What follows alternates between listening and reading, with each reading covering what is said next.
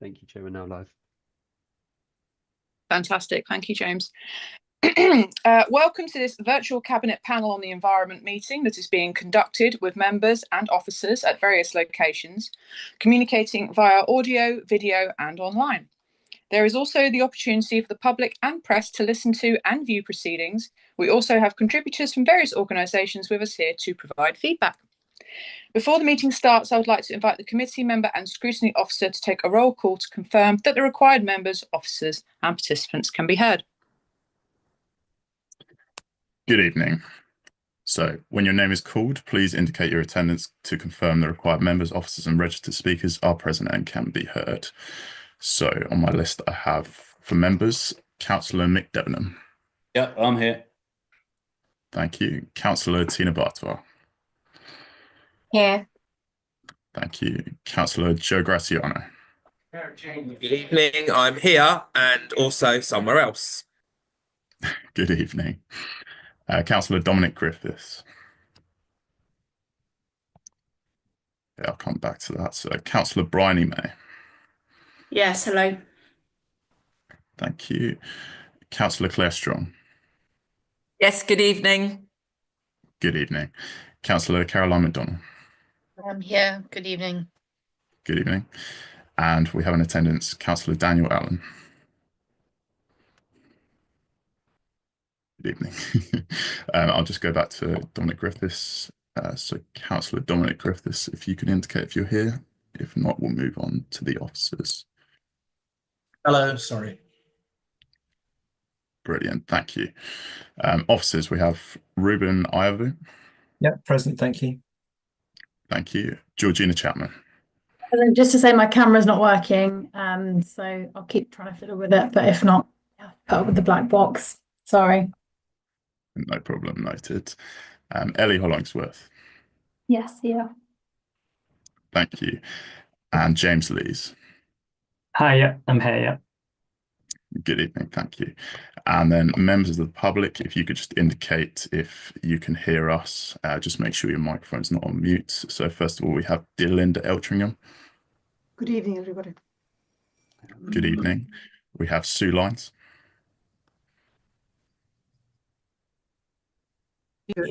Yeah, I'm here. Thank you. Diane Ketcher. Yes, I'm here. Thank you. John Webb. Present, sir. Thank you. And finally, Roger Lovegrove, I believe. Hi, I'm here. Can you hear me? Yes, we can hear you. I'm slightly surprised to find we've got two Lovegroves here. Isn't one enough? Thank you. Is there anyone else in attendance that I haven't called out? Okay, I will now hand back to the chair. Thank you so much, Robert. I love Cabinet panel on the environment because it's just so many of my favourite people in the same room. Right, I'm going to jump into apologies for absence. I've received apologies from, now we've got tentative apologies from Dominic Griffiths, who might be in later. And I understand that everybody else is here. And there's no further ones after what we've already discussed. Minutes of the meeting, I propose that we take as read and approve as true record the minutes of the meeting of the panel held on the 22nd of January. Anyone want to say anything about that, or can I just have a seconder? Happy to second. Super duper. Right. Chair's announcements. Okay. Mouse pad's not working. There we go. In accordance with council policy, this meeting is recorded. The recordings will be available on both the council's YouTube page as well as the council's ModGov site. Members are reminded to make declarations of interest before an item. The detailed reminder about this and speaking rights is set out under the chair's announcements on the agenda. Members are reminded that this council has declared both a climate emergency and an ecological emergency. These are serious decisions and mean that as these are emergencies, all of us, officers and members, have that in mind as we carry out various roles and tasks for the benefit of our district. More details are included on the agenda front sheet. From a delegated decision taken on Friday, 21st of March 2025, Councillor Caroline McDonald has replaced Councillor Lisa Nash as a committee member on the Cabinet panel on the environment until the end of the civic year. I haven't got any notification of any other business, and I did check just before we started. And now move over to agenda item 5. Julie Fernandez, hoping she'll later. Super. We'll keep an eye out for her. Thank you. I'd like to pass the baton over to George. Thank you. Let's try video again. No, nothing. Okay, so we're on to the information note work programme and action tracker. So as per the action tracker, this meeting will be on achievements. It will cover off some achievements on sustainability issues that we've achieved over the last 12 months. And then we will be going over the proposed actions for our upcoming sustainability strategy. So the public consultation for that just closed. It ran through the whole of March, but we wanted to bring that to the panel as well, so that the panel can give some fuller feedback and members of the public can join and give some fuller feedback on that as well if they want to. So we'll do that, but we'll take you through the information note first, and we'll take you through the action tracker and the achievements, and then we'll move on to the strategy stuff, if that's okay. So if we take you through a few of the updates on the work we've been involved in since we came to the last panel, I think Ellie's going to kick off with an update on the Hertfordshire Climate Change and Sustainability Partnership. Thanks, George. So so some updates for the Hertfordshire Climate Change and Sustainability Partnership. The third round of Solar Together is now open. So it's a bulk buy scheme for solar PV and battery storage. So this is open for expressions of interest until the 4th of April. Just a reminder that there is no obligation. You can just sign up and there's no obligation to sort of continue. As of this Monday, we've had 579 registrations for North Hertfordshire, which is great. So that remains open until the 4th of April. Next, we've got an update on the retrofit strategy for Hertfordshire. So the Hertfordshire HCSP have been working with MCS Foundation to develop a retrofit strategy as part of the local area retrofit accelerator. So we've participated in a number of workshops for development of the strategy, and we are now in the process of reviewing the draft. So that's it for the HCSP update. So just a few others on the information note. So the local nature recovery strategy is sort of ongoing. The strategy has gone through a number of engagement events held during 2024, so last year, and there's been recent events for engagement held in February, which the recordings are available to watch online. So work is ongoing to improve the draft, and public consultation will open again later this year on that draft. Next up is climate engagement. So the North Herts Engagement Hub for Climate Change and Sustainability, the Climate Hive, now has 407 subscribers.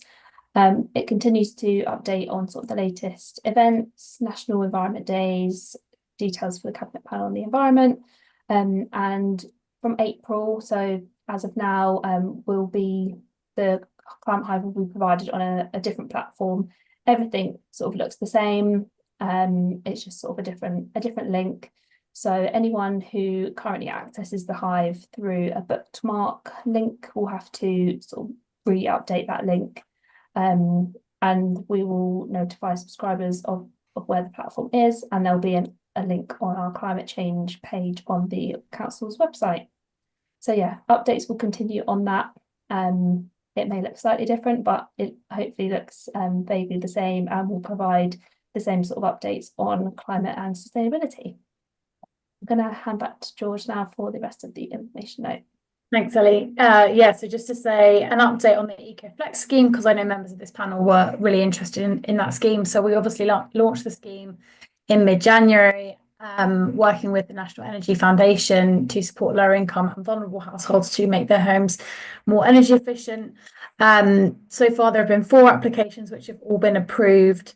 So that's good news. And then on other kind of funding news, we did put in an application for the Warm Homes Local Grant Scheme, and that's another scheme involving funding installation of energy efficiency measures and low carbon heating for lower income households, particularly those living in hard to heat or poorly insulated homes.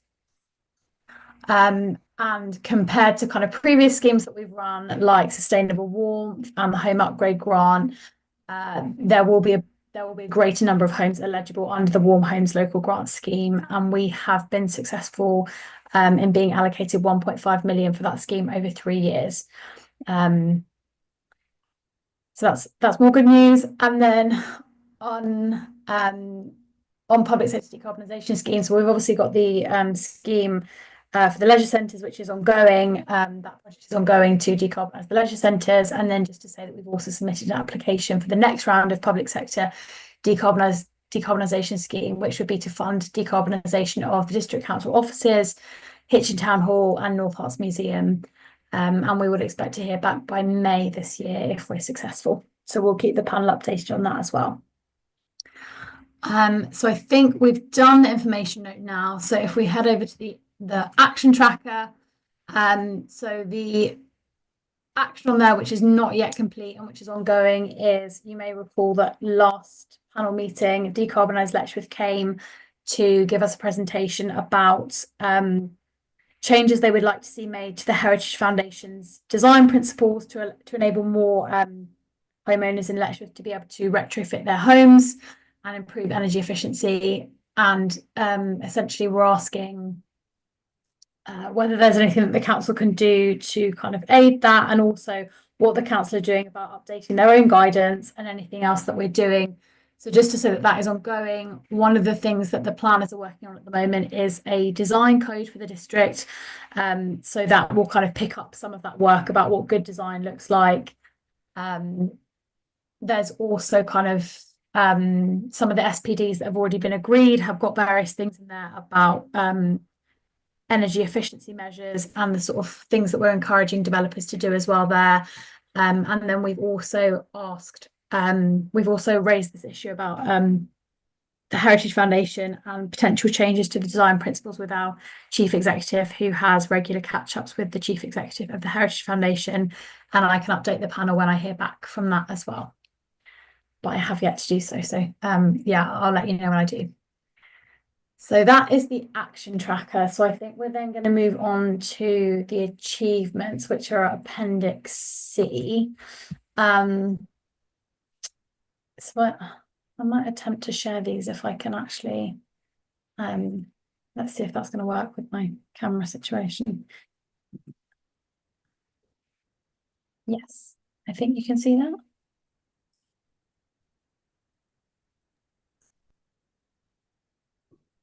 No. Just coming through, George, yeah.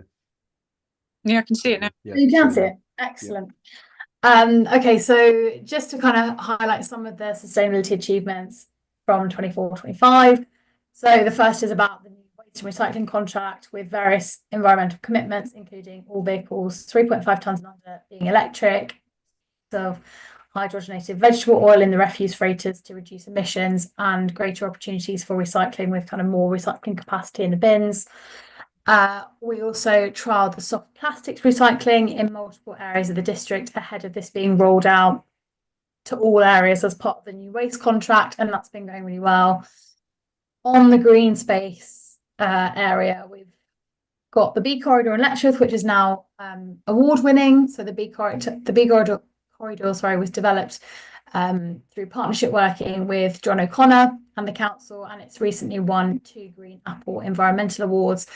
And because of its success and its popularity, it's going to be expanded to Royston soon. So Royston will also have its own B Corridor.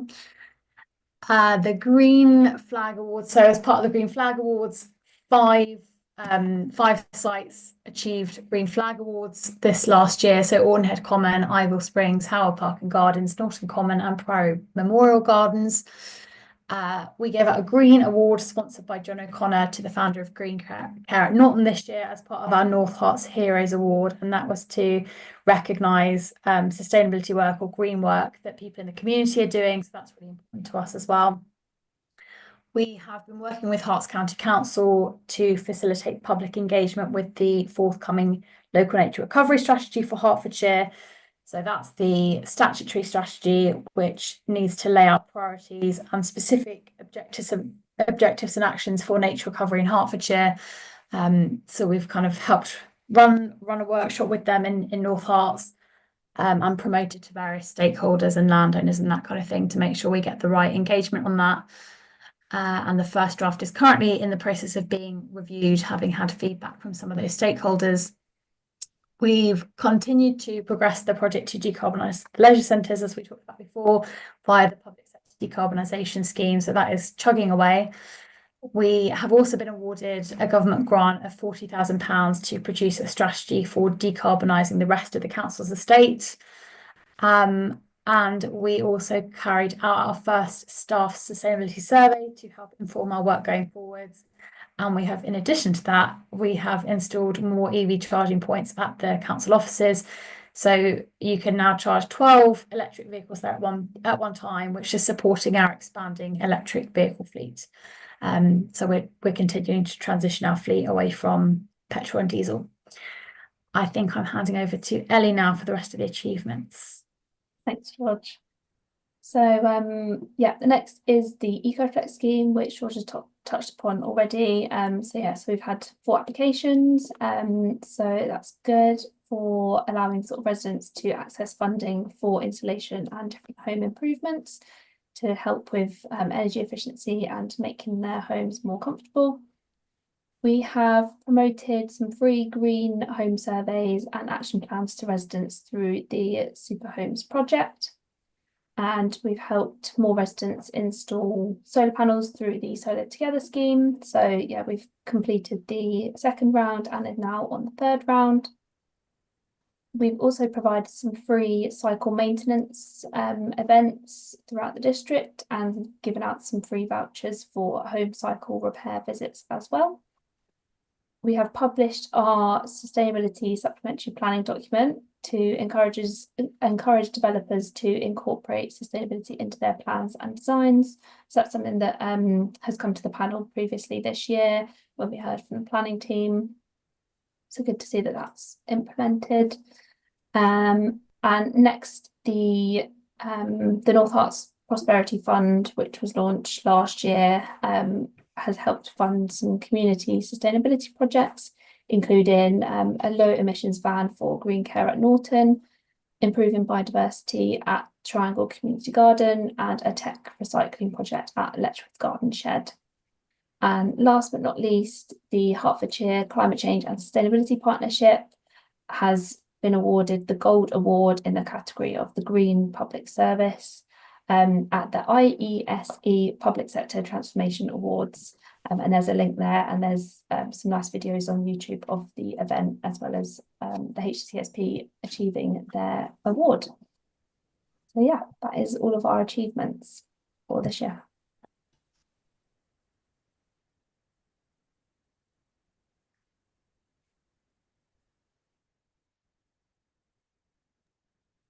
Hurrah, there we go. That is a phenomenal list. Would you mind, Ellie, expanding on what the Super Homes project is before I go to all the hands that have popped up? Yes, I may come to James for this because I know that you were sort of managing this. So do you want to come in, James, before I butcher it? Yeah, sure. So it's a project that's been managed by the National Energy Foundation, NEF, who are working with on the EcoFlex scheme. I think it's been sponsored by the Greater South East Net Zero Hub, and they were offering free surveys of homes across Hertfordshire and Central Beds as well. So we were did a bit of promotion for them as well, and kind of waiting to see kind of exactly how many houses were surveyed in North Herts. But I think there were quite a few picked up on some of the social media and the kind of web piece we did about it. And the sort of survey involves someone coming around to the house, looking at kind of. We're talking to the homeowner in terms of their priorities, whether it's kind of reducing their emissions, having a warmer home, kind of saving money on their bills, that kind of thing. Then looked at kind of what technology what easy fixes are possible. So whether that's stuff like draft proofing, but a bit of better ventilation, but then kind of longer term kind of rough costs in terms of how much it would cost if you wanted to say put external wall insulation on, or a heat pump on a house, kind of how much that would cost and how much what that would mean for both your energy bills and then your emissions as well. And those those surveys would usually cost around £250. So they were available free of charge for residents in North Herts and beyond.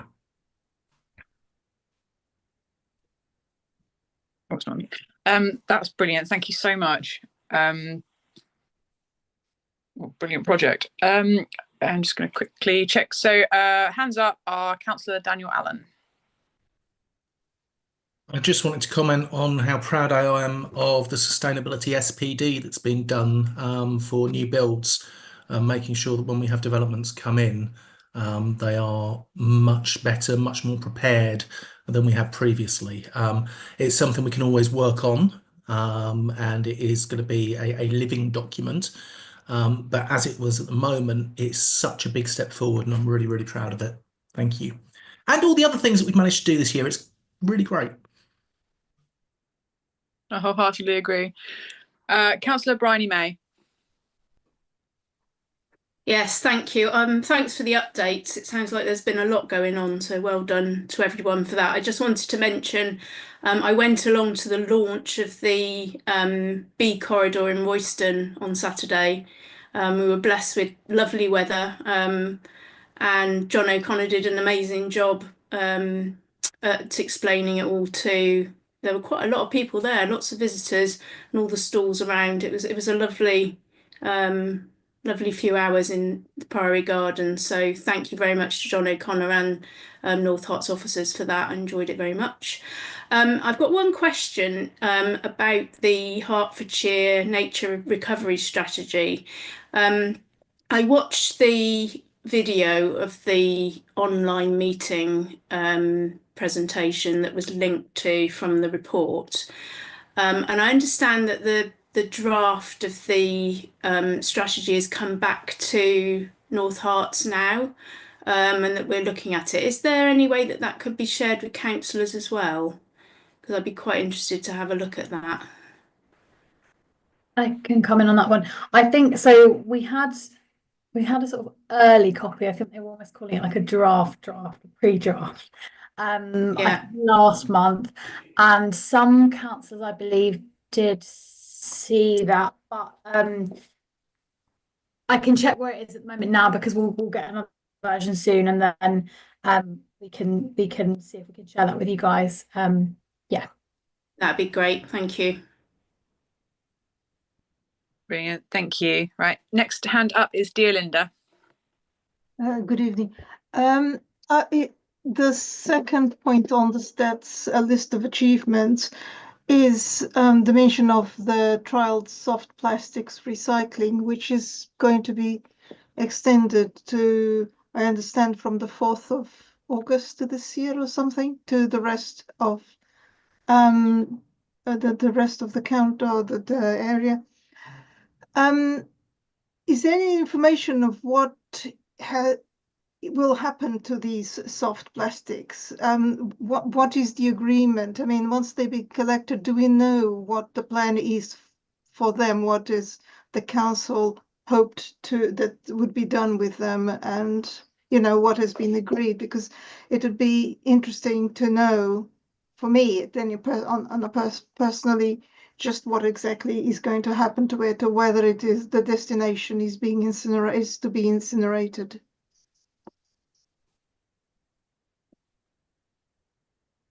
Super, thank you. I know there's some misinformation out there about where soft plastics go because of something that come up recently involving some air tags that were put in with some soft plastics to track where everything went.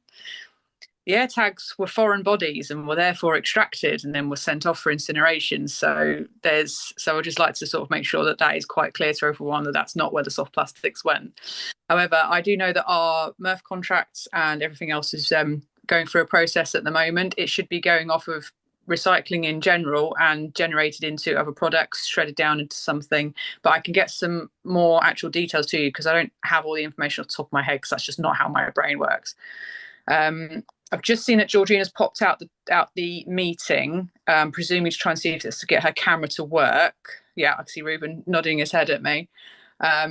I don't actually have any of my waste officers on the call that can come in with any more information about what exactly is going to happen with the soft plastics, but I just do know that they're accumulated with the recycling specifically. So I will, while we're waiting for George to come back, I'm going to go over to Roger, the other Mr. Lovegrove. Hi, yeah, thank you.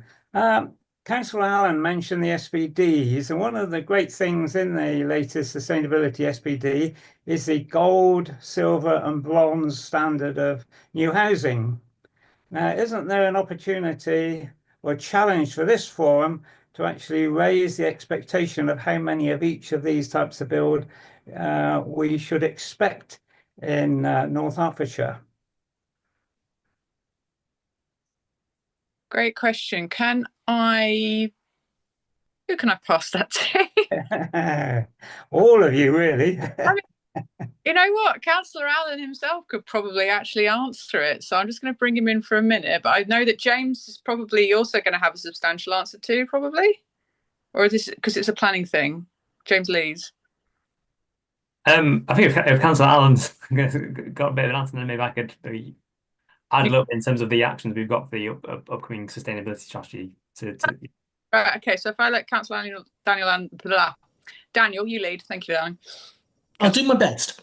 So basically, the whole point of the gold, silver, bronze is we're trying to get developers to work to a higher level, because if they work to a higher level, they can advertise the properties of a higher standard and people will pay more for them, is the idea, to incentivize the developers to do that.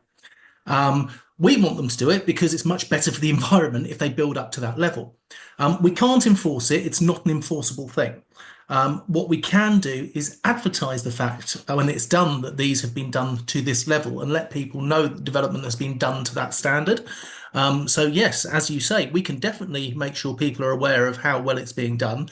And when we do have master plans come through, we push the developers because it's always going to look more favourably if they're doing a development up to a gold standard on sustainability than if they're doing it to a not even bronze. Hope that helps. Marvellous. And James, would you mind coming in off the back of that with the Yeah, sure. So yes, I was going to say there's also an action in the draft sustainability strategy, which is to try and build some case studies of developments which have gone through the planning process at the kind of the gold and the silver standard, to kind of show what can be done locally. So to again help kind of drive those standards upwards as well. Yes. Are you going to be monitoring the situation, and can we see published numbers of, as things evolve, the numbers of gold, silver and bronze houses that are being built? Roger likes data. Well, absolutely. And then we can moan if there aren't enough gold ones and too many bronze standard, So yeah, so I think speaking to my planning colleagues, I think the focus is going to be trying to build a few case studies first, rather than just making it a bit of a numbers game, because I think that they believe the examples and case studies are more useful in terms of for other development coming through. So that was the approach they highlighted when I discussed how the next steps on the sustainability SPD were. Okay. Super, thank you. I'm just going to double check there's any more. Oh, more hands up. Right, I don't know who was first. I'm just going to go with who's on the top left of the screen. So Councillor Claire Strong. Thanks, Councillor Allen. I think aspirationally as a council, we'd like everybody building to be gold standard. But it's, again, those developers, when we see it, when they bring forward their master plans or the planning applications, but I think what we're seeing now with a lot of the developments we're going to have through the districts, which might be out for 5 10 years, building materials and a lot of the things that, you know, developers can do will be changing.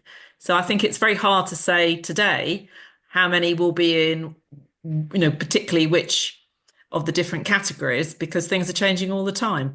But I think developers know what we're trying to achieve in the district because we've set some very clear measures to them, and it's up to them to come back and demonstrate how they're achieving that. But building is going to be, it's changing all the time in terms of what we want to see. And yes, you know, we'd like most of the buildings, you know, in the future all to be done that aren't going to be dependent on expecting to have, you know, gas supplied to them. A lot of the developments will all be electric based. That's my 2 pennyworth for tonight on this subject. Thank you, Councillor Strong. John Webb. Thanks, Chair. I'd like to hark back briefly to the soft plastics question outstanding. Yep. And point out that Georgina has put a post in the chat. I don't have any further information on where soft plastics will go, but can check with waste, meaning that team, and come back on that next time.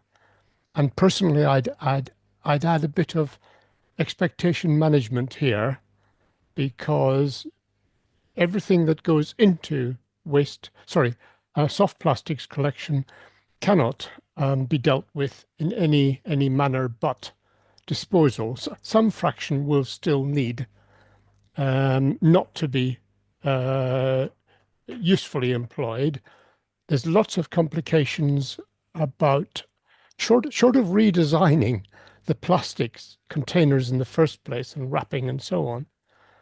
There's enormous complexity in terms of chemical additives and so on, and how many times you can reuse some plastics, namely 2 times usually, and the other thing is forever plastics, which are almost impossible to destroy in any affordable manner or sensible manner without simply generating carbon dioxide.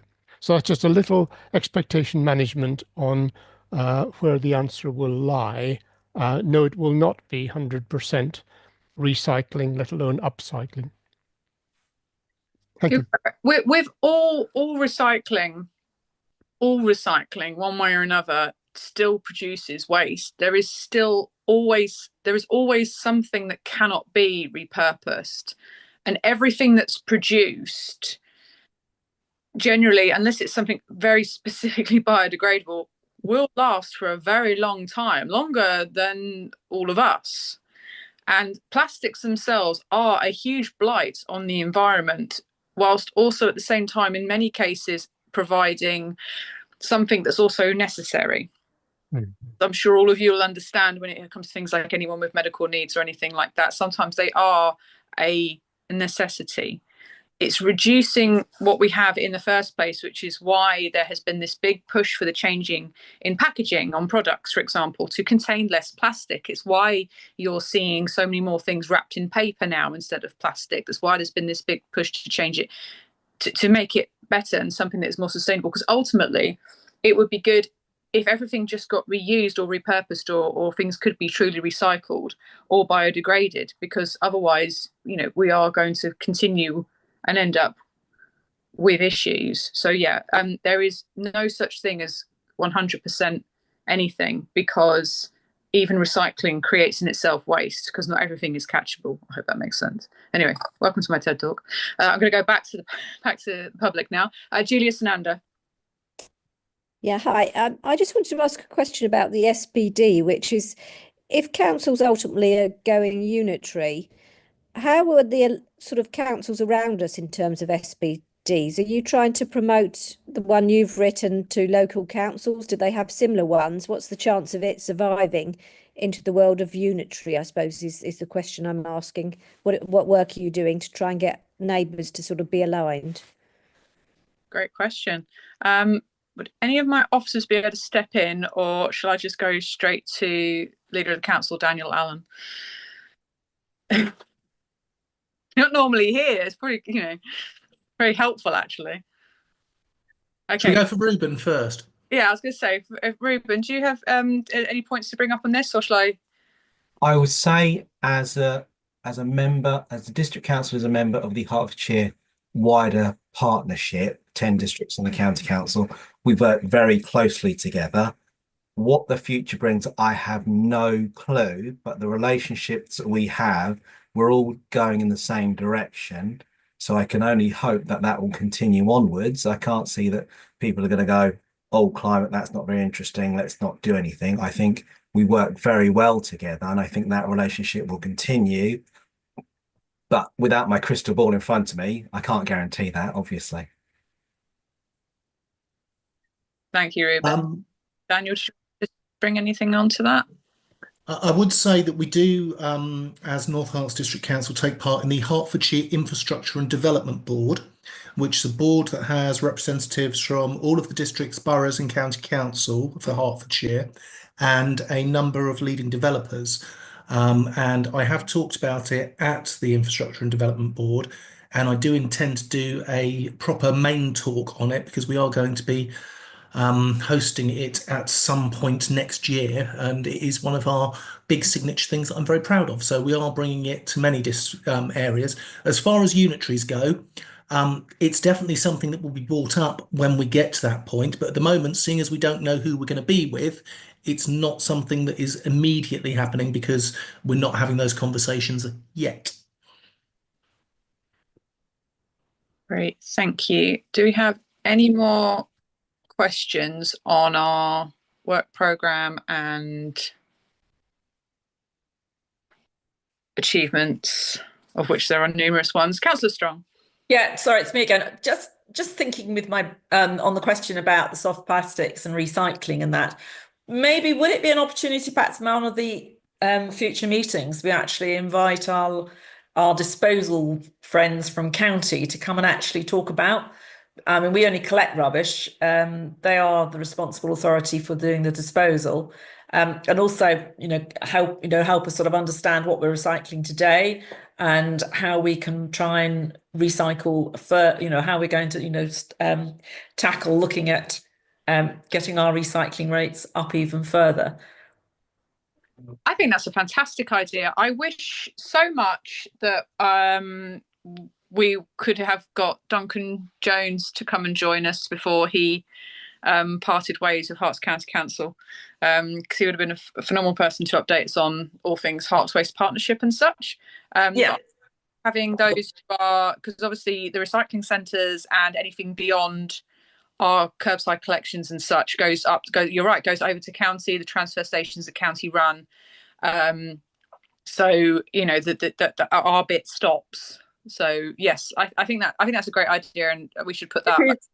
Yeah, but it is in those recycling centres. Again, we're all the same residents. Whether they're a district council or county, we're all the same residents, and we have hopefully the same objectives to be trying to recycle more and dispose of things in a proper way.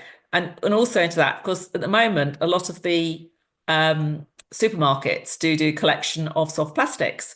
And I kind of just sent me thinking, I wonder where they send their soft plastics. Do they just pack them up and again they go off the same place where some of ours are in our trials? But it might just be a sort of general just an understanding, again for us as councillors, but also for our residents as well, so that they really can get into the if they actually do this is how they're helping the environment. Mm-hmm. No, I think that's a great idea. Okay, Councillor Bartswells. Thank you. Yeah, this is really interesting, and I think the list of achievements in particular is a really impressive one. I think that it's kind of worth it being said again that we have 5 green spaces in North Herts, which are amongst the best in the country. That is a really important thing, and that's been going on for quite some time now. What I'm interested in is what else we've got in the space, because obviously we manage a whole bunch of other parks as well as these green spaces, and kind of the work that's being done there to bring those places also up to similar standards, and whether there are accreditations that we can get for those smaller places as well.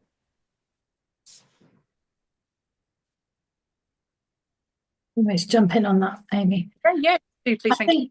I think from my understanding, though I'm not a green space officer, I think they're pretty hot on getting accreditations for things where they can. But I can certainly ask them if there are smaller sites that we have that potentially could, we could raise the standard of and then kind of achieve additional accreditations. I can definitely ask them that.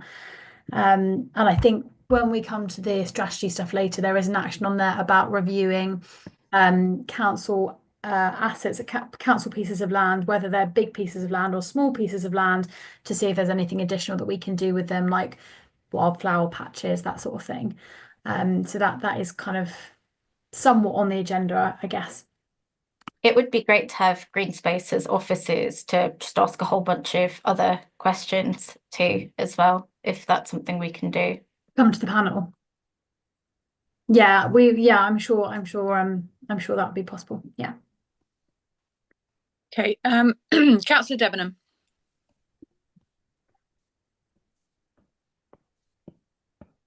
I can't hear you, Mick. You're not on mute, but I can't hear you.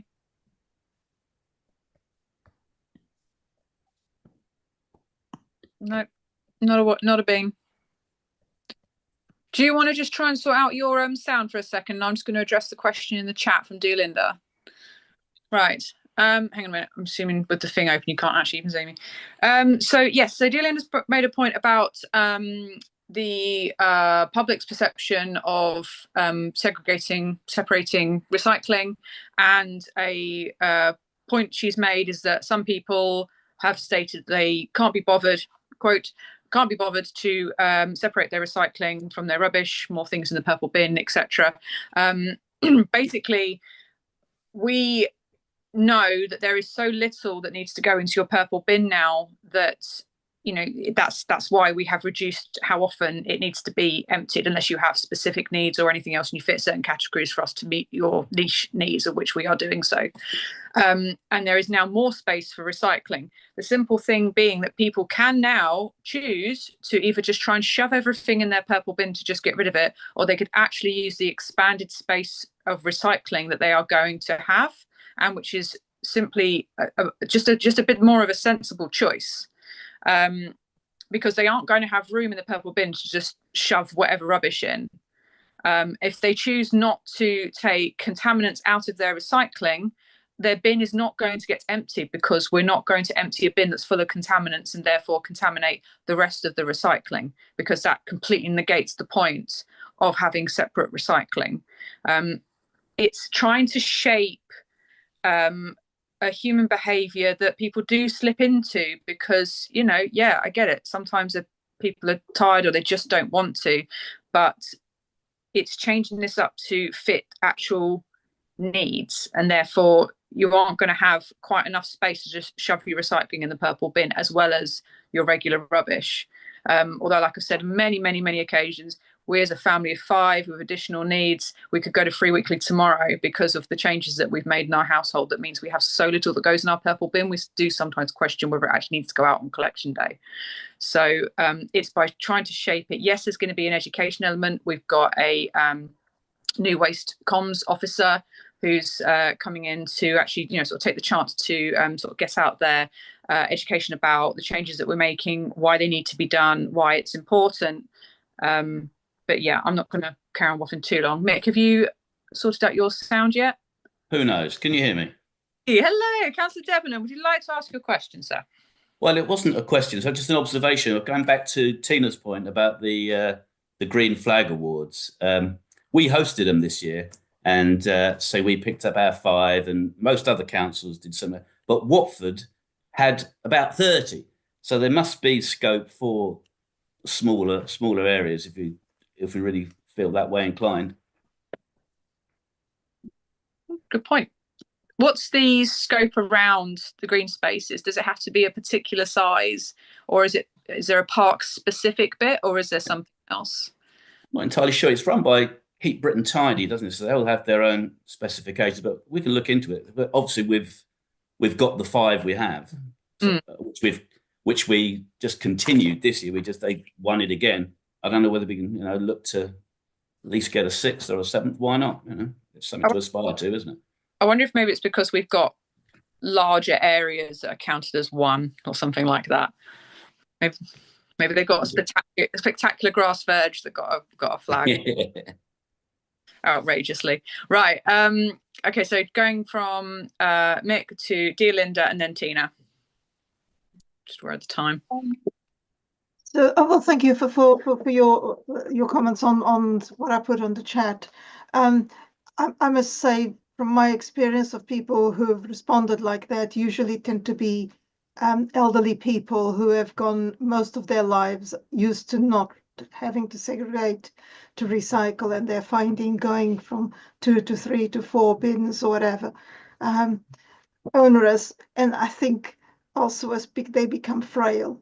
But anyway, that is just my experience of getting that reply. What I wanted to mention now, and just asking a question, it's a little bit unrelated, but maybe it just raised the awareness. I've been involved with litter picking and with H&N Forum and that. And one of the things that I was a bit frustrated was that while we could clean where we could get to, there was a significant amount of litter that was to be found in the green space along the railway lines, but behind the fence, because it was private land, part of the railways. And yet, in terms of wildlife, it makes no difference.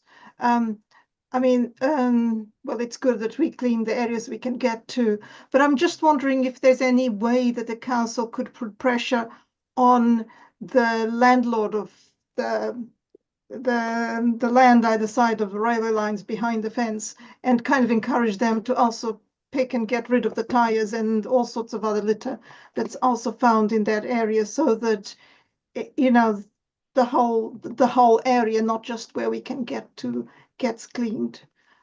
That's just a thought which I'm hoping that somebody can reach out and do something about it.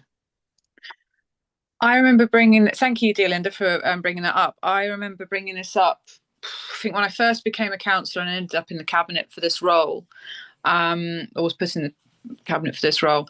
And I said about how it's so disappointing to see so much effort go into areas for litter picking, but we can't do the bits behind the fences near the railway lines. And the simple fact is this: it belongs to National Rail. If we try and do anything, we're trespassing. To get to that area to effectively litter pick, it would be incredibly dangerous because of the proximity to the train lines, and would involve quite likely either having to organise a huge piece of action, which would involve the railway workers, possibly even closing the lines to be able to do it successfully and safely. I would never, ever, ever encourage anybody to try and clean up those areas behind the fences, because it will just be so incredibly dangerous. Oh, please don't get me wrong. I'm not offering for us, the public, to do it. That's why I was saying, is it possible to get to the railway company and say, please schedule, do something about that waste, that rubbish? We can, I mean, I'm quite certain I'll get the same response that I had last time, but I am quite keen to see it tidied up, because I walk between my job and home. I cross under the bridge coming out of Norton and going into town in Letchworth, and there's just this particular area, every time I go past, it's just so disappointing to see just effectively people using it as an excuse to fly tip, because it can, you can't do anything about it, and it's such an eyesore. And it's not like you can have loads and loads and loads of trees to try and sort of block out the view, because you can't have too many trees near the railway lines for obvious reasons. So I can inquire again. Can there be some sort of push? But I just know that it's such a huge project, and so potentially so dangerous, that I'll probably get the same results. But I will ask. I mean, to me, it's a bit like the dumping of sewage in the rivers. You know, people have been putting that waste in that land, and it doesn't get cleaned because it's too difficult. And yet now we know that we've got to stop dumping waste in rivers. So maybe we can sort of maybe make an effort to clean it. And then once it's clean, there's a discouragement to start messing up again, hopefully. Yeah, much like anyway. Landfill. Fly tipped items tend to bring friends after they've been fly tipped, and an overflowing litter bin tends to actually create even more mess than it can contain. Yeah, you're absolutely right. Once it's cleared up, people got less likely to then litter around there. Just going to scroll back up, see whose hands. And John Webb, your hand is up. And you're on mute, sir. You'll know, Delinda and Amy, I think, that the network companies have done a huge amount to cut back vegetation either side of the railway line through North Herts. That was not an aesthetic thing. That was, I believe, simply for safety reasons. But they had to clamber around all the supermarket trolleys and NOx cylinders and goodness knows what was there, instead of picking them up, because I don't believe they were contracted to pick up any litter at all. And yet they are the kinds of contractors, specialist contractors, who can take on contracts to do that very specialized work.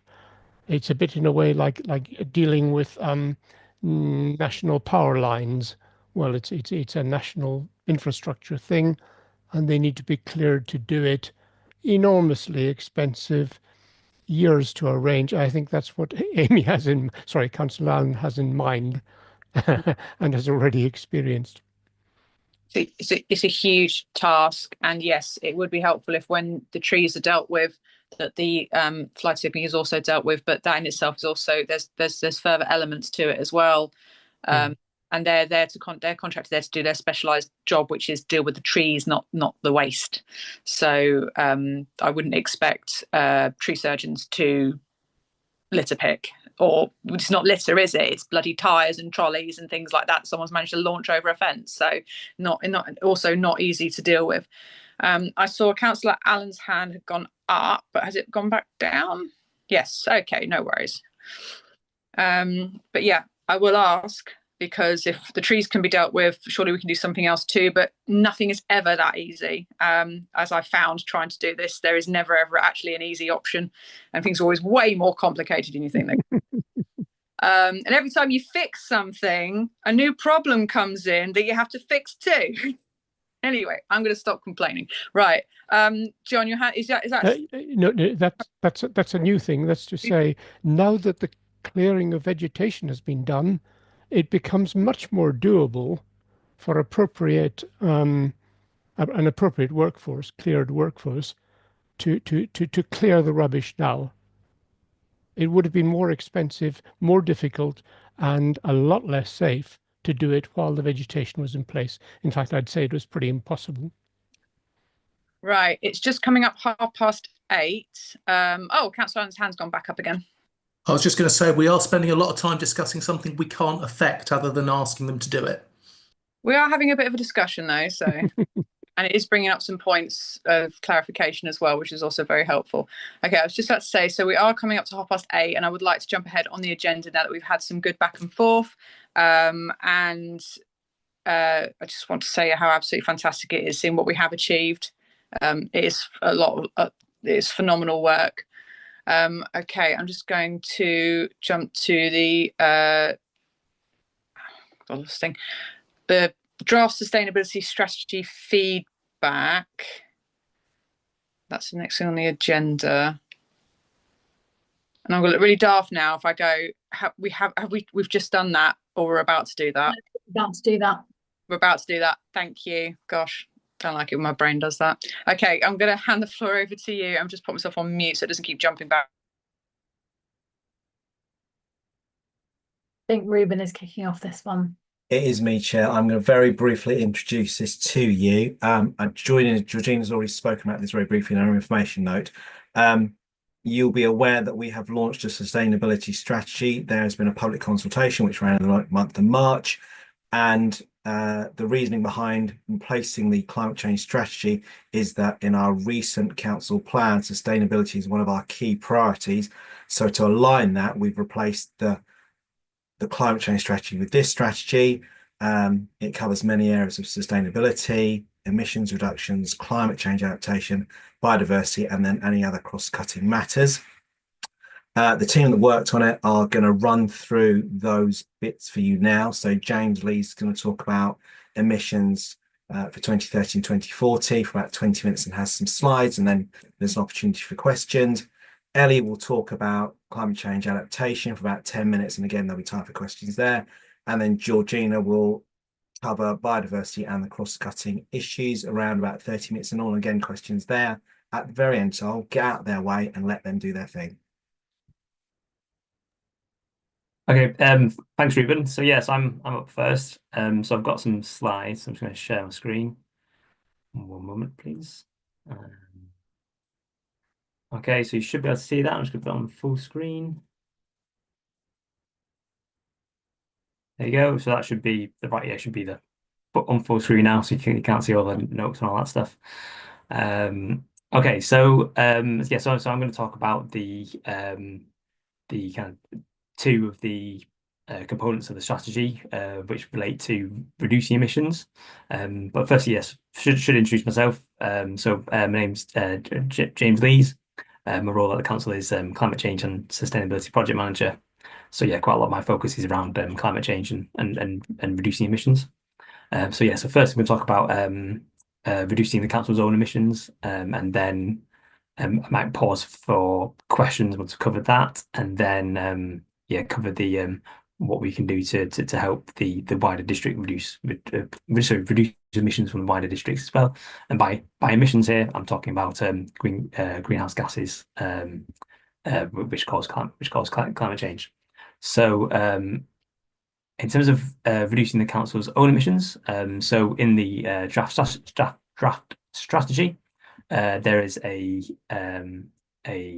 goal to achieve net zero by 2030 for the council's operations, and that goal is also referenced in the new council plan as well, or newish council plan. And we've kind of defined a little bit more in terms of what that means and what's included in that target. So we're focusing on the areas we have the greatest control over. So that's our own buildings, our own fleet, but then also our key contracted services. So our waste collection service, our leisure centres, and the ground maintenance services as well. And together, those emissions account for just over 90% of the emissions we're currently assessing. On my next slide, I highlight one of the gaps we have as well. We have at the moment in terms of our assessment, but in terms of what we are measuring of over 90% of our emissions. So this chart here, this is new, it's not been published yet, but I'm hoping to publish start publishing the council's emissions on an annual basis. So we'll be publishing that in the next month or two. So this shows this number is in tons of CO2 equivalent, so includes other greenhouse gases as well as just CO2. The emissions associated with certain activities in the council. So as you can probably see from this chart here, the biggest contributor is gas use in our leisure centres and in our outdoor pools as well, our Lidos, but mostly the leisure centres. So that's around 45% of the council's emissions that we're assessing at the moment. Then our next biggest contributor is diesel use in our waste collection service.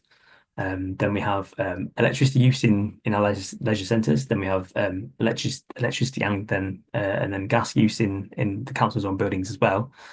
So they're the kind of key sources, and then of course sources of emissions, and then there's a few other contributors as well. But I wanted to kind of highlight that as a bit of context, and just to highlight these are the kind of other emissions associated with the kind of council's activities as well, which we as a council have less direct control over. And we have a kind of an aim really for those wider emissions to be net zero by 2040 in line with the wider district target. And because quite a lot of those emissions are related to the wider districts as well, so include stuff like staff commuting, emissions related to staff working from home as well, which we can influence, but don't have that much direct control over. And there's a few other kind of sources of emissions, like in terms of water, in terms of how that's treated as well. It causes some kind of emissions, and kind of what happens to the waste we generate as an authority as well.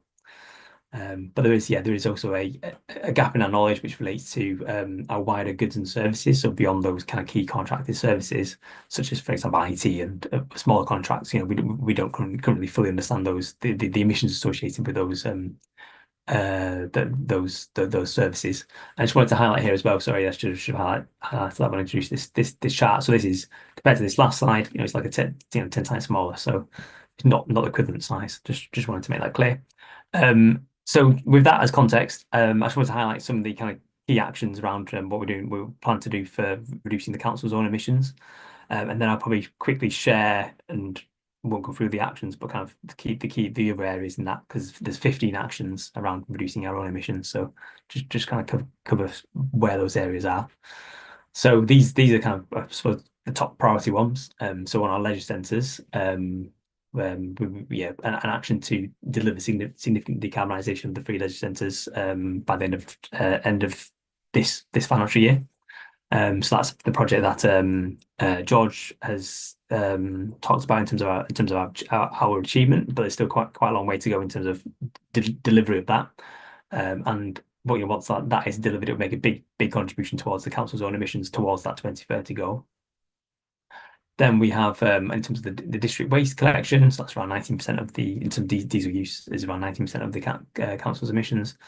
So we have a kind of standalone action in terms of implementing use of sustainable low carbon fuels, which is again George referenced around hydrogenated vegetable oil, HVO as it's called. But then also as part of this new contract, implementing wider measures to help reduce fuel consumption and associated emissions from this service. So that kind of starts with the new, with that new contract once that begins, starting in May, and then moving forward in August when the service properly transitions. So again, that would make a big difference in reducing emissions from that key source of the council's greenhouse gas emissions as well. And then another priority action is around looking at the council's own buildings. So aiming to deliver that decarbonisation of the key council buildings, particularly council offices and Hitchin Town Hall and North Harts Museum as gas users. And then kind of looking at the wider estate portfolio that we have as well to help reduce emissions from that. And George again referenced, we have a funding application we submitted for Hitchin Town Hall, North Harts Museum, and a plan in terms of what could be done to decarbonise those buildings. So it's about kind of delivery of that action. And then I've also wanted to flag this here about the need to assess emissions associated with our goods and services, and working. There's a group called the contract procurement group across the council, kind of service managers and that kind of thing. So to working with them to kind of pick some priorities to work on, to start making some how we can work with our supply chain to help reduce their emissions as well. So that's the council's own emissions. I've very quickly, I'm just going to switch. I think you can still see this. So this is the appendix in the papers you've seen for this meeting.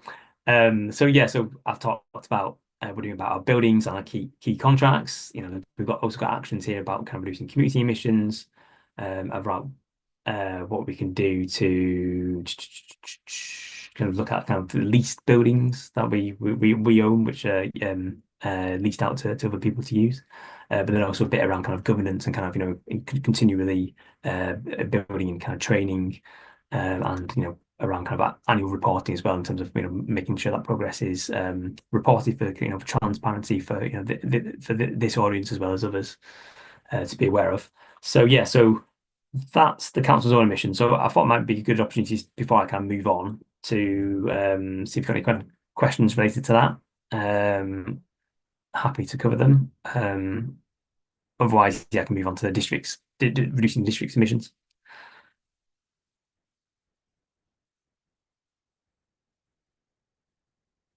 So I can't see anyone with. I can't see anything at the moment. 1 second. I've got both Roger and John have their hands up. Is this specifically to what James has just been saying about? Okay, so we'll go with John first, then Roger. Okay, James, the very first action sounds incredibly ambitious. All the better for it. Deliver significant decarbonisation of our 3 leisure centres by March 2026. I'm assuming that the significant doesn't quite mean substantial, let alone total, and that it would be part of a progression for further action as years go by. It sounds to me like a multi-year project. Yes, so I mean, this is this we've got this kind of major project with our leisure centres that we have started, and it will be now delivering this year. So that is to replace the gas boilers in the that are currently heating the swimming pools and the leisure centres and gyms in Royston, North Herts Leisure Centre in Letchworth, and Hitchin as well, with air source heat pumps, as well as installing solar PV on the roofs, and installing energy efficiency measures like insulation, kind of ceiling insulation, that kind of stuff as well. So yeah, it's quite a major project. It says it's significant decarbonisation because we weren't able, as part of that project, able to include the boilers for the learner pool at the learner pool at North Herts Leisure Centre, because the boilers were too new at that point, so they will remain. So we can't say it's kind of fully decarbonised because it's still using some kind of gas. And then there are then obviously emissions associated with use of electricity as well. But in terms of removing that kind of direct use of fossil fuels, it will go a very long way towards that, which, as I said, is a big contributor to the emissions. And Councillor Devlin may want to come in on this point. So thanks. Yeah, well, I was just going to say that the figures we've got, that this phase of decarbonisation should reduce emissions at the leisure centres by roughly 2/3. So that's 2/3 of 40% of our total emissions. So, and yeah, that's what's going to happen. Yeah, so it would make a big difference towards that target we've got. So I think it is hopefully an example where the council is kind of leading by demonstrating, as well as kind of highlighting what can be done. Thank you. Roger had his hand up next. Okay, just a quick one. On behalf of Transition Town Letchworth a few years ago, I was sent up onto the roof of the Letchworth Leisure Centre, and there's 2 very strong flat areas ideal for a very substantial solar panel farm and solar water farm, for that matter. And so it shouldn't be that expensive to get a quick kill by doing that on the roof of the Letchworth Leisure Centre. Thank you. Yes. So yeah, that is included in this project. So I'm not sure if Councillor Allen was going to come in on that point to me. Yeah, I was just going to say, that's what we just said we're doing. Roger, what were you doing on the roof? I was there on behalf of Transition Town Letchworth. We were trying to sort out which roofs in Letchworth on the industrial area were ideal for solar panels, and we made a lot of progress, but we were stopped on the leisure centre because the people that own the electricity are different to the people that own the building, and it all got too difficult, so we gave up trying to cloud fund a solar farm on the roof. Well, I would have loved a conversation with you about the buildings the industrial buildings in Letchworth, which are suitable for solar or not, because that was something I was looking at last year as well. So would have enjoyed a good conversation looking at that. Great, thank you, Roger. Stop going on roofs. Right, I've got Deolinda's hand up, and then I'm going to go back to James so he can continue with the presentation. Just a quick question. It doesn't have to be replied to straight away, but have as part of this project, are you considering geothermal heat pump for heating of these leisure centres instead of just air source heat pumps? So I think that, yeah, so the consultants who did the assessment, and we don't have the technical expertise in house, so they considered ground source heat pumps as well, but they're much more expensive. So yeah, so as a more cost effective approach, air source heat pumps were the identified as the best option.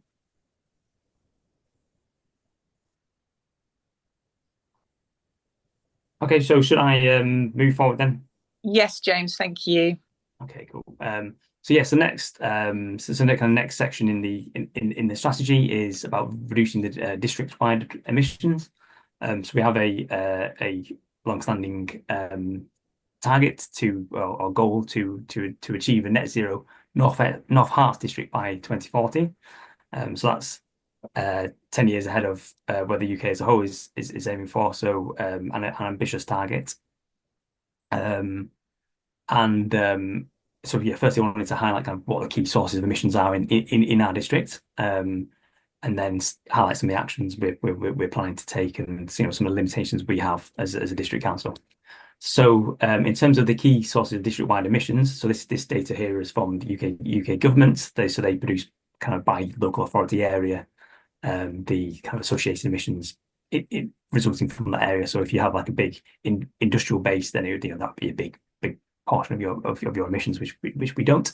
So as you can see here, the biggest contributors of emissions are transport, road transport. So this figure includes, the bigger chunk of that is kind of local, kind of small road traffic, but it also includes kind of a road, and then it also includes a small proportion of it is kind of traffic on the A1 going through our district as well. The second biggest contributor of emissions is heating in domestic properties, so particularly gas use for heating homes. And then if you look beyond that, then if you were to kind of look at commercial and industry together, then that's kind of the third biggest. Then you've also got contribution from waste, and what happens to waste when it's disposed of.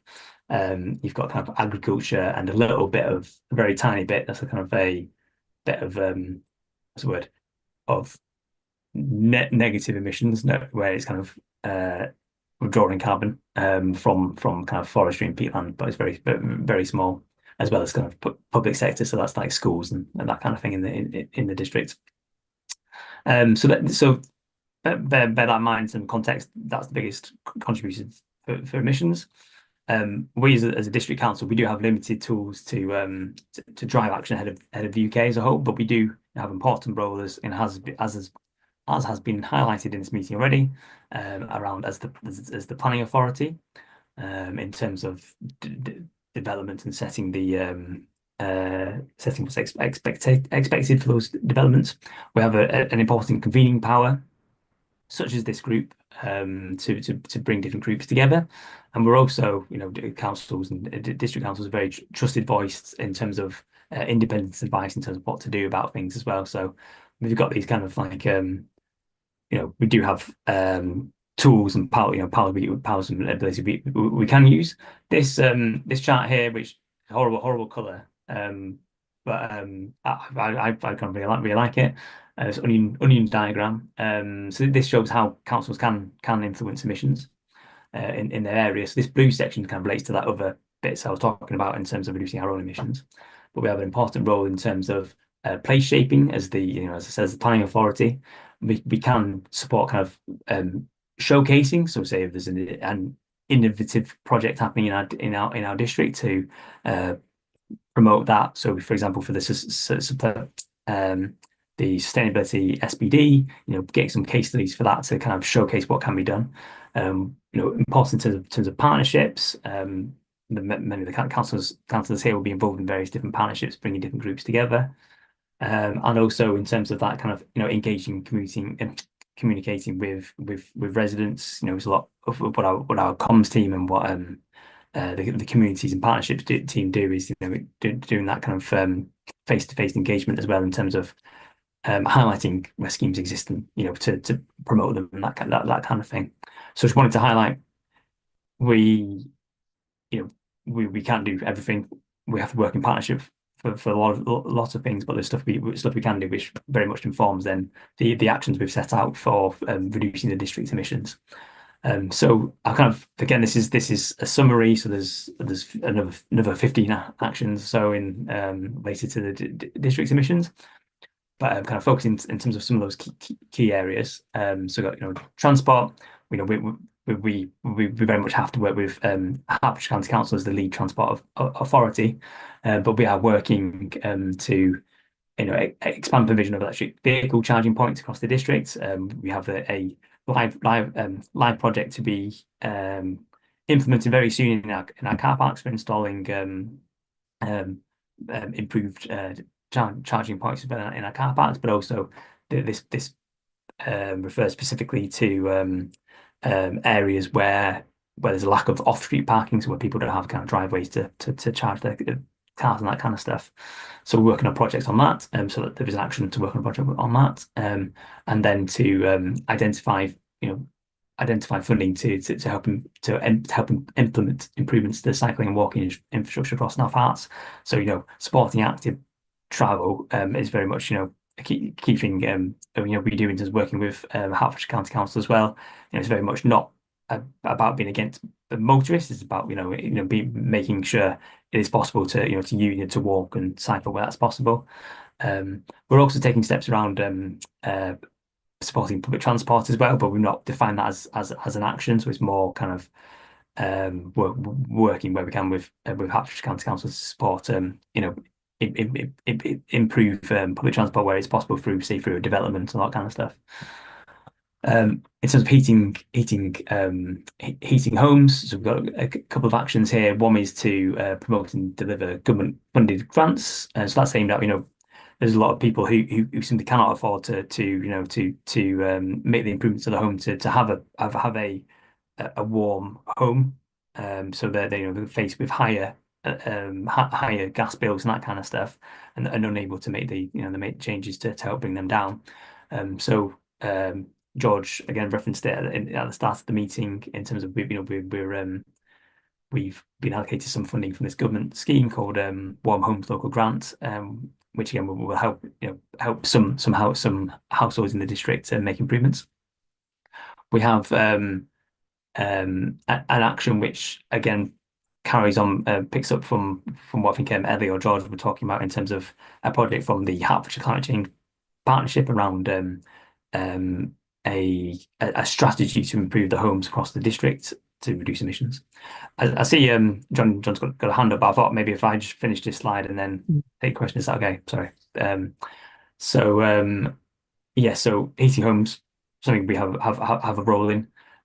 I find here around community energy, we're investigating whether that is something we can support. It's something the UK government is making funding available to support. There's community energy groups in our district, such as the Green Heat Co-op in Royston, for example, and in our neighbouring local authorities as well, such as Central Beds.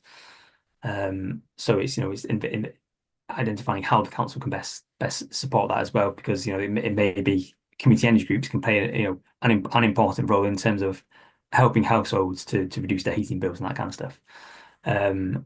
Planning, we obviously have an important role as the local planning authority. So we've talked about having producing case studies related to the sustainability supplementary planning document, and importance in terms of when the local plan development process probably kicks off to ensure that it truly embeds adapting to the changing climate and reducing emissions as well.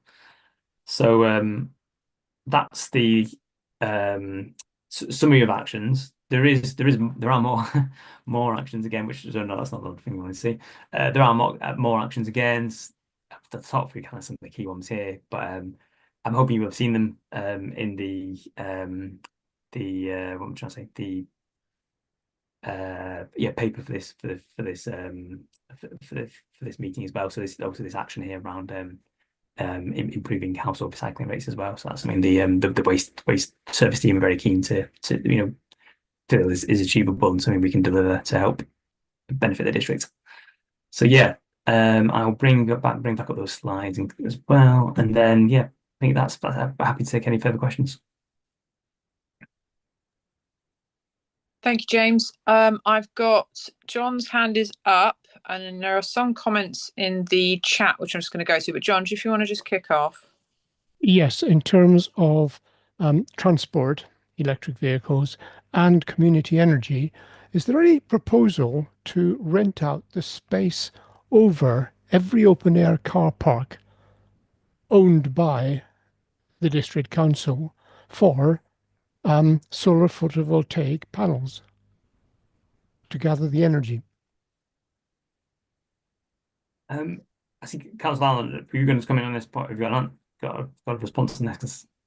Very helpful. If you respond first, James, I'll see where I go from there. Oh, yeah. Okay. Cool. So I know.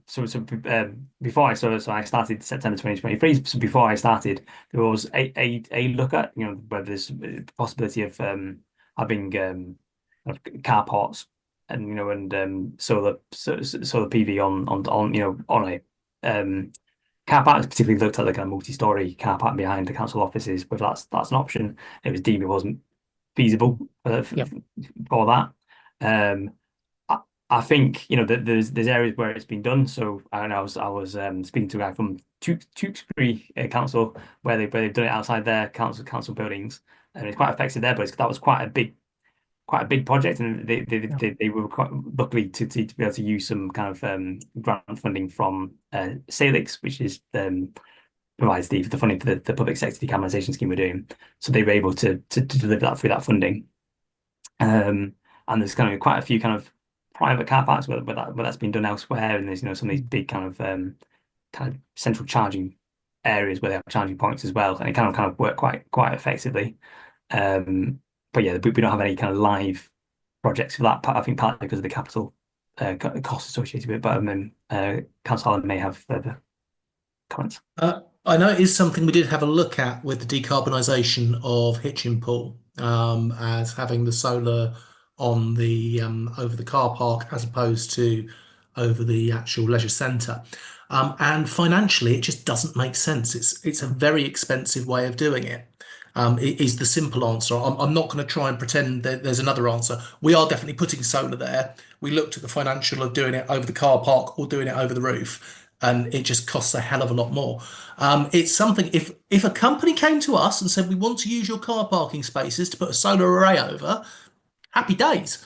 But it's not a sensible way for us to move forward at the moment, unless technology changes, which it always can.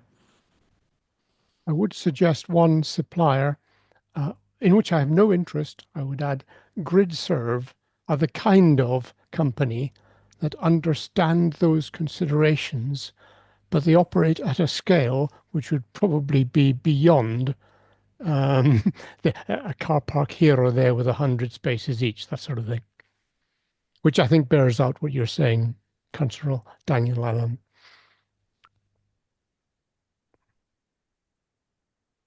Super, thank you. 1 second. Oh, I can't get my screen to work. There we go. Okay, so there have been some comments made in the chat, which just some back and forth in general, but there was a specific question which has had some responses, but it is worth bringing it up here to discuss here, which is... jump to the end. There we go. Will a decision on whether to invest in decarbonising council buildings be informed by whether the building is likely to remain as a council office in Hertfordshire moves to a unitary model? And Councillor Allen, not me, has responded saying that we are working on our current buildings as we need to focus on North Herts Council now and our residents and services. So basically, we have to kind of business as usual at the moment because we have no idea what is coming. And if we start waiting to see what happens in the future, we'll never get anything done. So proactive in one way is better than, rushing ahead in another. Yeah, okay. Roofs are dirty, Roger. I've noted. So I asking about. I asked my question because council tax was a high. It would be good to know that funding to decarbonise buildings will be focused on those which are likely to give a positive cost benefit. A positive cost benefit is most likely in a building which is well used and is expected to remain in use for a significant time. Of which Councillor Daniel Allen responded that leisure centres and Hitchin Town Hall and Museum and Letchworth District Council offices are owned by North Herts Council, so will remain in local government ownership regardless of local government reorganisation. Most of the funding has come from central government, and very sorry, Joe, to see that you have to leave in the next minute. Okay, so if I just jump back to the main page, oh, more hands are up. I am very aware of the time that it is 9 o'clock and we've got more to get through. So I'm going to go from left to right. So we've got Councillor Allen and then Chris Jones, and then we'll go back to James. I was just going to keep it very quick. There's a really good example of community energy being done in the Harlow Gilston development, which is in East Herts. They're building 2,300 homes in this development with 7 different villages, and one of the villages will have energy production on site. And that's a really interesting looking development. So if anyone wants to have a little look at that, it's very cool. Would you mind writing that in the chat for those who don't process verbal so brilliantly? That would be super appreciated. Chris Jones. Hello. I'm wondering what our expectations are. There was an application went through for a listed building from another authority that simply proposed replacing a gas boiler with a gas boiler. I put some comments in and it wasn't even picked up in the officer report. So if there are no expectations for less unsustainable measures when they go through planning and it doesn't even attract comment, we're not going to make much progress with all of our policies. Do you see what I mean? The second point I wanted to make was I'm quite interested in a design criteria that will be adopted for these air source heat pumps at pools. The orthodoxy says that our winters will get milder and longer. There are some unorthodox outlier views that talk about a solar minima, that talk about more attention being paid to the oceans and less to CO2 levels, and about attention to the Atlantic meridional overturning circulation. These are outlier views. They are very unorthodox, but they do suggest that the winters may not be as warm and mild as the ordinary view is expecting. Now, the problem with air source heat pumps, particularly if they're designed very tightly, is that you lose a lot of efficiency when it gets colder, below -1 and so forth. So it would be quite interesting to see what assumptions are being made. Oh, thank you. James, did you want to come back on any of those points? I think some of those were specifically planning related, so I might have to come back to that in a minute. But yeah, James, did you want to come back on any of those points made? Yeah, I think on that first planning one, yeah, so my knowledge is more kind of, in terms of our own buildings around the kind of around that planning point, and I suppose they would be looking for a heritage building. They would be looking at it in terms of conservation, wouldn't they, in terms of the impacts on that, rather than looking at whether that action is reducing emissions. But sorry, in terms of yeah, you're interested in getting the specification for the heat pumps. I think what is kind of quite interesting with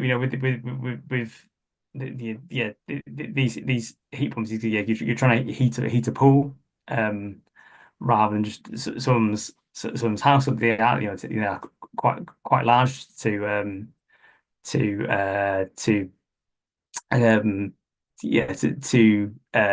meet the energy demand for the pools. But I suppose that's why you're also then putting the solar on the roofs as well to provide some of the electricity, and also you're implementing kind of quite significant insulation measures in those leisure centres as well, to help reduce the energy demand that there is for those heat pumps. I suppose in terms of in terms of the future of the climate,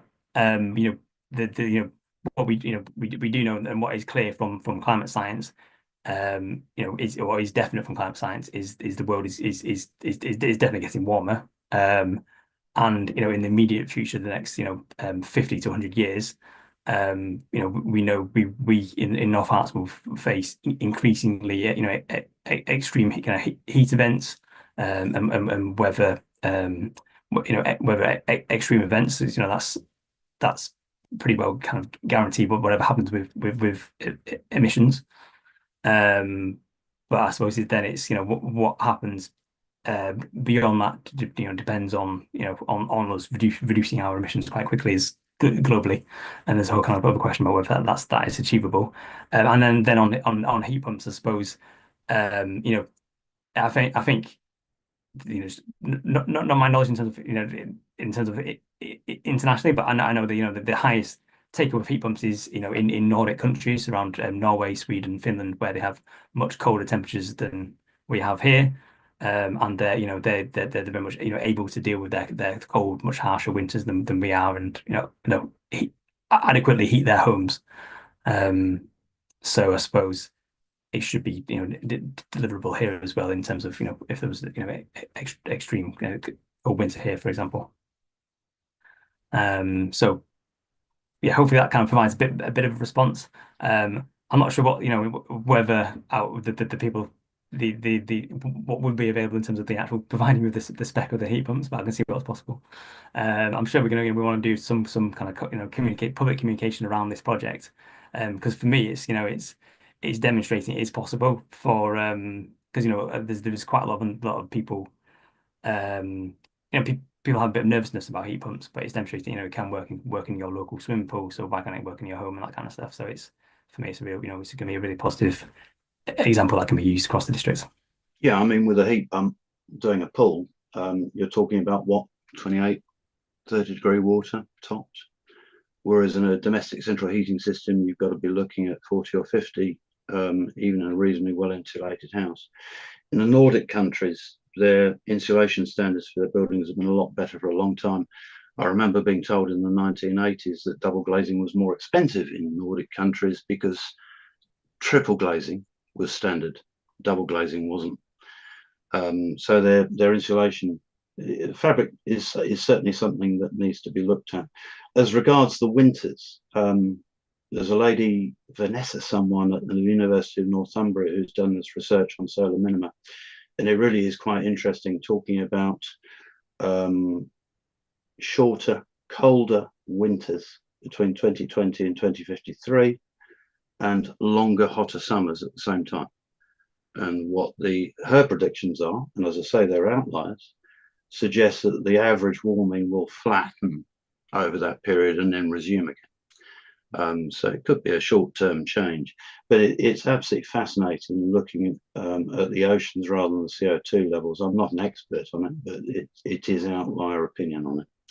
So maybe when thinking about outdoor temperatures for design of air source heat pumps, it might be something that's worth considering, particularly if the building fabric isn't great. Thank you. Thank you. I would imagine, and I'm happy to be corrected on it, that the difference between an air source heat pump at a leisure centre when it comes to things like swimming pools and those that you use in your home is that with the pools, you're trying to heat an incredibly large body of water and then maintain a temperature. Whereas at home, you're warming it up enough to make it comfortable. So, I mean, I would imagine there's going to be variations and everything on it. So, but yeah, I mean, just check hands. I'm just very aware of the time. It's 9:05. Councillor Allen, you want to jump in there? Just keeping it very short, they are bespoke heat pumps that we're having made for the leisure centre that are being custom designed to be the best option for that role. Mm-hmm. Super, thank you. Okay, so I'm going to go back to James so that he can continue. Yeah, my section's finished. Oh, we are wrapped up now. Yep, sorry. Okay, let me just have the joys of my laptop going on me. Okay, so We have finished that, and we've been having quite a bit of public participation, let's be perfectly honest, but we are apparently moving on to the public participation bit. We've had a lot of questions and discussion, which has been really, really good, really quite interesting, and some very interesting points made. Does anyone want to make any points as we wrap up our meeting? That's it. Ruben, you want to jump in there? We were going to do adaptation, biodiversity, and cross-cutting issues as well, Chair. Oh, that's not on my agenda. Do I not have the updated one, or have I just?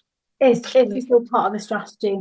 Sorry, we're still on. I'm so sorry, guys. That's okay. There's me thinking we were getting ready to wrap up. I apologise. Okay.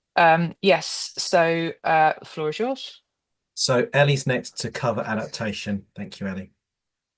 Thanks, Ruben. I'll keep this bit brief. George, are you able to pull up the actions? That's all right. So just on the adaptation sort of theme of the strategy, so we've got some sort of broad themes around the council and also the district in making sure that all operations and services are resilient to the impacts of climate change, and making sure that the district as a whole is resilient to the unavoidable impacts of the changing climate. So some previous work we've been doing is assessing climate risks, and we've done that through the Hertfordshire and Climate Change Sustainability Partnership.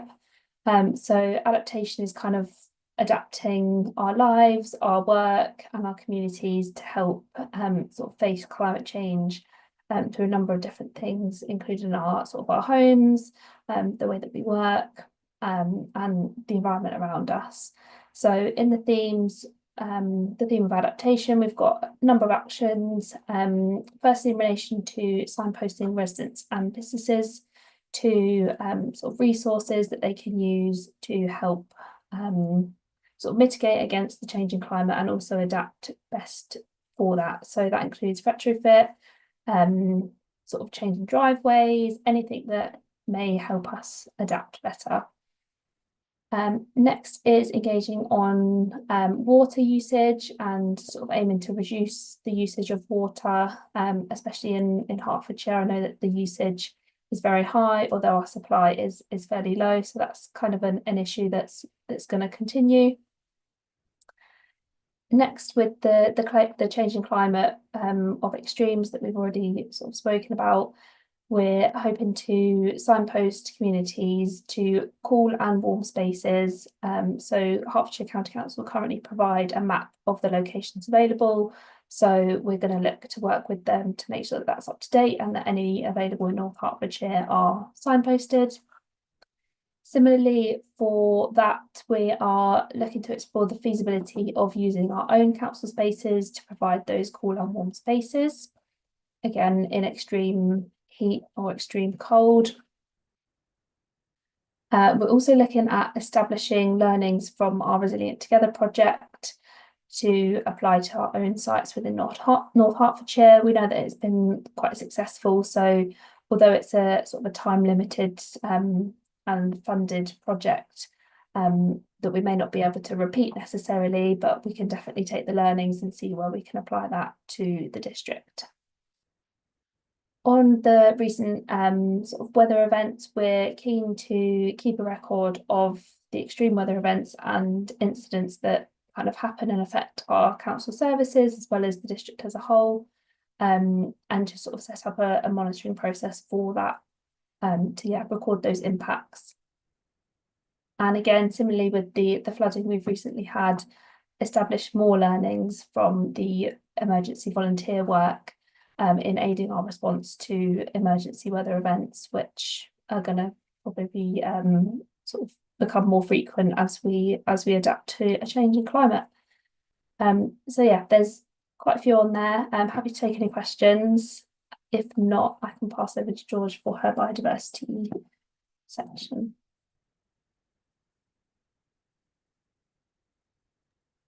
Unmute. I can't see any hands up. Right, so George, if you want to go on to yours, please. Yes, so just a bit of background on the biodiversity section. So obviously, as Ruben said earlier, in addition to kind of broadening this strategy to be a sustainability strategy as part of the Sustainability Council Plan priority, the council, since our previous climate change strategy, has also declared an ecological emergency to recognise that that is as serious as the climate crisis, and that the climate crisis and the ecological crisis are interlinked and driving each other. And also, since we developed our climate change strategy, the council now has an enhanced biodiversity duty. So previously, the council had a responsibility for looking at what it could do to conserve biodiversity, whereas that's now been strengthened, and public authorities have to look at what they can do to enhance biodiversity as well as just preserve and conserve.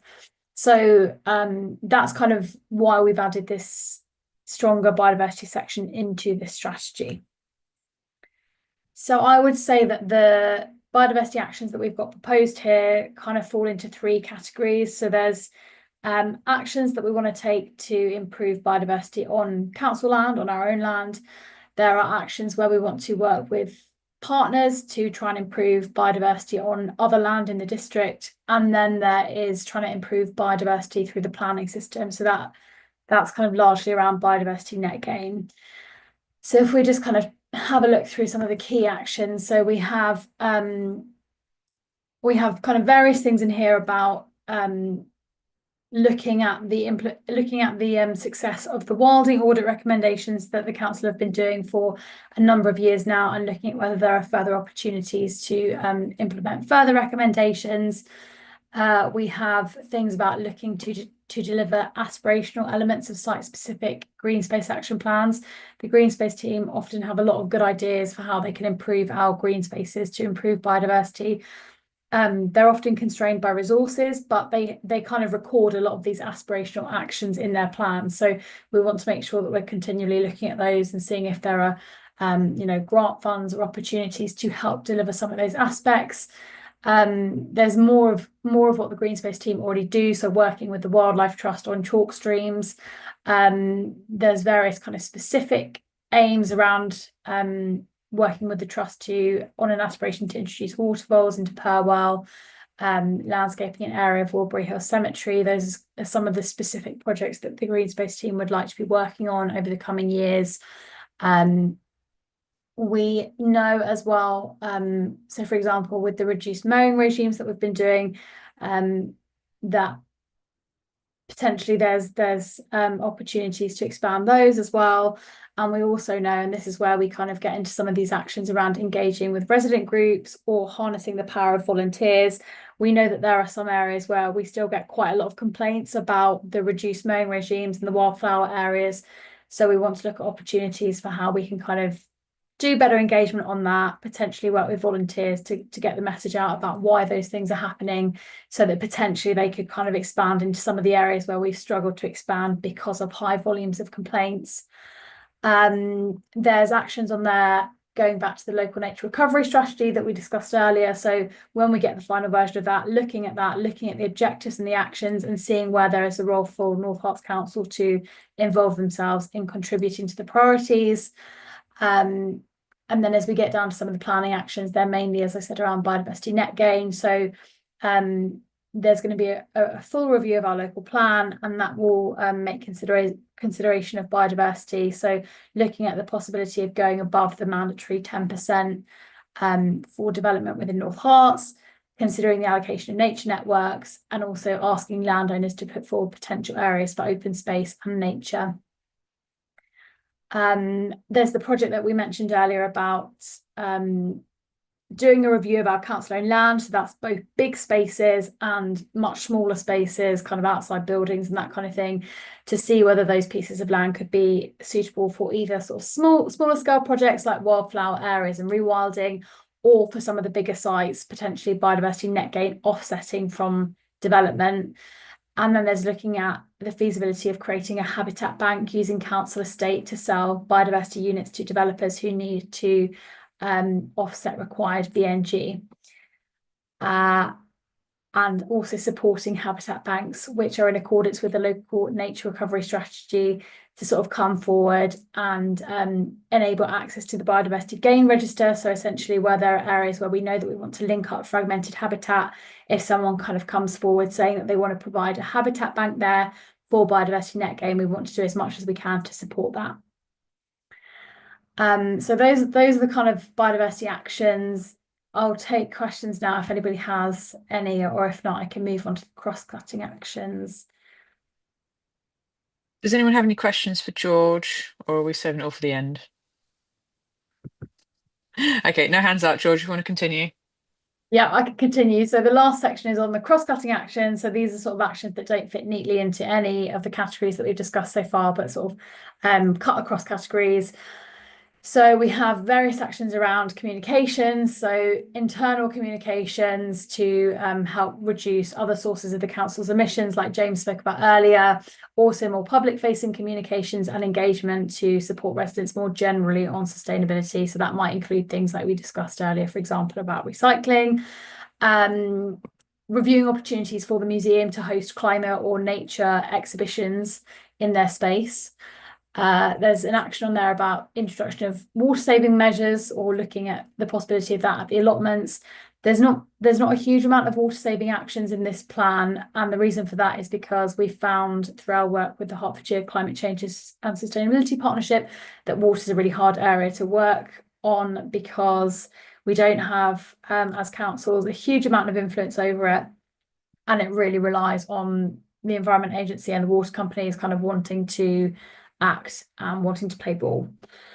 But there is that particular action there on water saving. And then there's also looking at areas that would potentially benefit from cooling. So this came out of a workshop that we did, where someone said it would be useful to identify areas where people walk or cycle that might get very hot because of the sun and lack of shade, and then kind of do a feasibility assessment to see whether trees could be planted there to both increase biodiversity, but also to provide shading. And then there's a couple of actions around working with partners and also ascertaining the value of green infrastructure and nature-based solutions through assessments of our council sites, so that we can understand what's the best use for a site that we own. So those are the cross-cutting actions. So that's the end of the document. Those are all the actions proposed for the strategy, and as we said earlier, we have got the results of the public consultation that was open in March now, so we're currently reviewing those and looking at what we can incorporate from those comments as well. Any questions?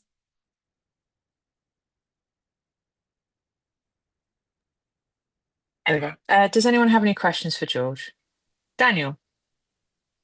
Not a question, it's just a statement, George. The work there is brilliant. Under the joint administration of the last few years, we've really pushed forward all the importance of this. And as part of our new plan since we've taken over, our first statement is a fairer, greener North Herts. So this really is something that we do care about and we are focusing on. So thank you for all the work. Super, thank you. Any further questions or comments? Okay, I think we're good. Sorry, I've had to just turn my camera off because I realised my battery on my phone had gone down to about 5%. I didn't want to suddenly disappear from the meeting like I have done accidentally in the past. Thank you. I think we are now at the end of our presentations, and we're all good. Ruben's nodding at me. Thank you so much. Right. And as far as participation go, I think we've had a fair bit, and I don't think there's any more to come, especially as we're creeping towards 9:30. That's brilliant. Right. With that, thank you so much, everybody, for being here. Thank you so much for our officers for being here and co-hosting this and working so hard to bring all of this together. Thank you for all the information and the good conversation. Roger, please don't go on any more roofs. And thank you all the councillors for joining us and the public for being here with your input and your questions. I have made some notes and jotted some things down, and we'll be carrying on from here. And yes, again, as Councillor Allen is pointing out, we do have an email address. We have personal email addresses, councillor ones. So do contact us if you have any other questions, and we can forward them on.